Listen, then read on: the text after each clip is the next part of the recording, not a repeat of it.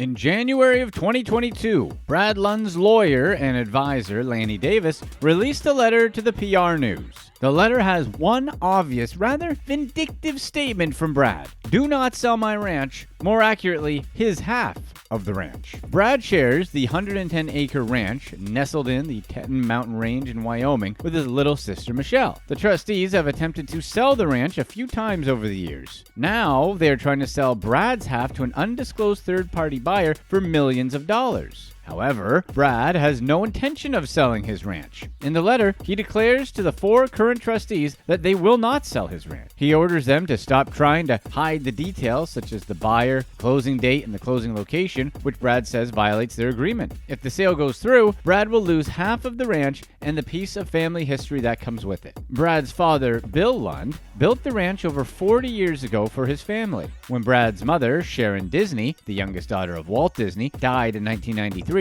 she put the Teton Ranch into a trust fund along with the inheritance she received from her father. Technically, the trust owns the ranch. The trustees don't plan on giving it back anytime soon. Simply put, trusts are how rich parents can give their kids their inheritance. The money or property gets put in a trust fund and the parents appoint trustees. Those trustees are responsible for the money in the fund and must give it to the children once they're of age. However, if the trustees don't think the child can handle it, they can withhold the assets in trust. For now, Brad can only talk about what he would do at his father's ranch. He's described horseback riding and driving ATVs through the valleys and up the Teton Mountains. He wants to go snowmobiling in the winter, and apparently the fishing is excellent too. But the most important thing of all is maintaining the family legacy, something that could be sold any day now. Meanwhile, the trustees aren't trying to sell Michelle's half. In fact, when Brad offered to buy her share in the property, they refused. The trustees have been doing this for 15 years, leeching off Brad while giving Michelle everything she's owed within the trust agreement. But the past 15 years are only part of the story. The Brad Lund saga truly began decades ago when Walt Disney wanted a second child. Walt adopted Sharon 6 weeks after her birth in 1936. Though she wasn't their biological child, Sharon was treated like any other Disney, with the same love and devotion from Walt and his wife Lillian.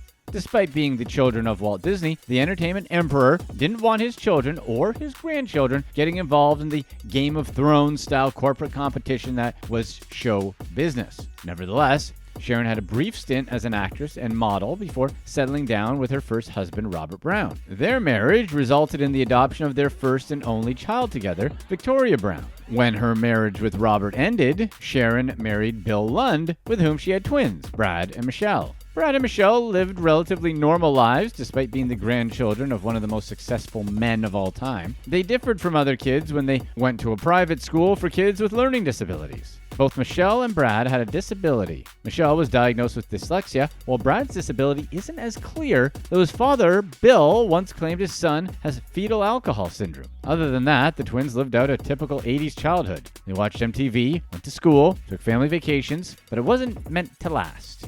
When their mother died in 1993, their normal life was over. Sharon had just lost a fight with breast cancer, giving her enough time to plan her 3 children's inheritance, which at the time amounted to $400 million. But there was a catch. Before she died, Sharon Disney tied the money up with a few stipulations. Her kids would receive a portion of their shares when they turned 35, another portion at 40, and a final lump sum at 45, but only if they proved to be mentally capable and responsible enough to manage millions of dollars. Sharon left the $400 million judgment call to 3 people, handpicked by her. Sharon's husband Bill and older sister Diane Disney were 2 trustees. Bill Lund didn't just marry into the Disney family. Back when Walt was looking for a massive plot of land to build Disney World, Bill, an already experienced real estate developer, helped him find it. The rest is history. Diane also has a prominent role in Disney history. Besides founding the Walt Disney Family Museum, Diane also served as president of the Walt Disney Family Foundation. She helped fund her father's legacy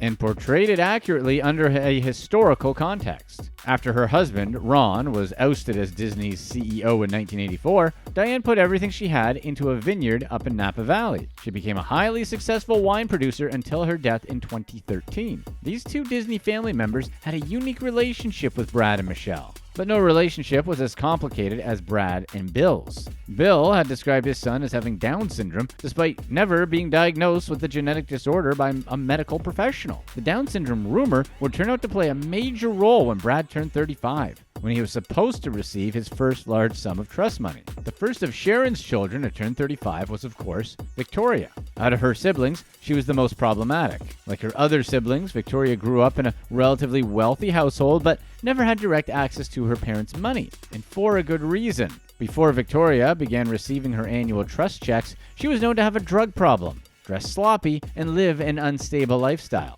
In 2001, the trustees awarded Victoria $20 million.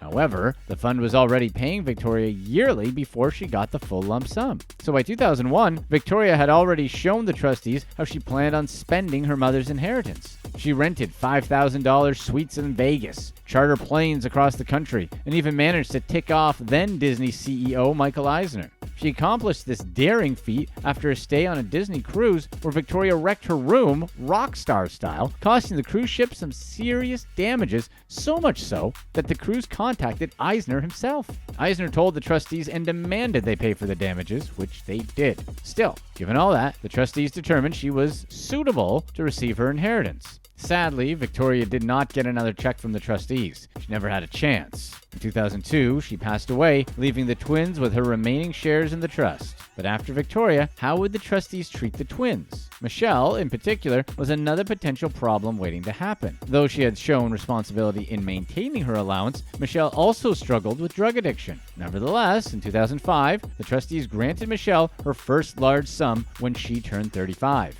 Brad, on the other hand, was denied. Brad's story and why the trustees keep denying him his payouts are complicated. However, his life before the trust was normal, or as normal as being Walt Disney's grandson can be. After receiving a certificate in culinary preparation, Brad worked some odd jobs before eventually buying and running a UPS store. Before that, Brad was a busboy, mailroom worker, and smoothie maker. In addition, Brad also continued the work of his mother's foundation, which focuses on financing cancer research. Brad and Michelle attended events for the organization and even made trips to research centers where they discussed treatment progress with scientists. Despite his past work experience and the fact that there was no proof he had any significant mental disabilities, the trustees denied Brad his inheritance. On what grounds? The trustees claimed the opposite. They said Brad lacked the mental capacity to manage a large sum of money. When the trustees initially rejected him, Brad repeatedly tried to fight the ruling by proving he was competent. However, his family would have none of it, especially Bill and Michelle, who have often gone after Brad. At one point, Brad had to sit on the stand, facing a crowd of people, eyes glued to him, and answer accusations that he had participated in a romantic affair with his cousin, which he denied. However, the most controversial and insulting moment came when Judge David Cohen oversaw a hearing for Brad's case. During the hearing, the judge made some interesting claims. He said that he did not feel comfortable giving $200 million to a person with Down syndrome. Keep in mind that Brad had never been diagnosed with Down syndrome. And when his DNA was tested, the results found no evidence he suffered from the disease, not a trace. Nevertheless, Judge Cohen ruled that Brad was mentally unfit to manage his inheritance. That day, the day that Judge Cowen ruled against Brad, the trustees won yet again. But there was more to it than that. Bill, who was eventually ousted as a trustee, revealed the truth behind what being a Disney trustee entailed, and it was a harsh truth. As it turns out, the trustees were making a lot of money just by overseeing Brad's fund. Bill claims that while he was a trustee, his annual salary was at least $500,000 per year, sometimes more. Bill says the trustees could earn over $1 million in good years just for overseeing the fund. See, as money sits in a trust fund, it gets invested. Those investments grow, making more money for the fund. That money typically goes towards fees associated with running a fund and paying trustees. As long as the trust had one of the twins to oversee, the checks would come. Even after Michelle had an aneurysm and showed some lingering side effects, the trustees still granted her the large sum payment alongside the knowledge that Michelle has suffered drug addiction in the past. They did so without a second thought. Though he started with $200 million, the trustees have undoubtedly taken a big chunk of that sum over the past 15 years, leaving Brad with whatever is left, including the ranch. In the letter he gave to his lawyer, Brad also demands the opposing attorneys not release his personal medical documents in court. Along with the ranch, the records are the latest in the long line of legal troubles Brad has to deal with. In the future, Brad hopes to win his case, his inheritance, and further advocate for probate court reform, the jurisdiction Brad's been stuck in for the past 15 years. Click here to watch one of these next videos. And let us know in the comments section if you think that Brad deserves any of the money.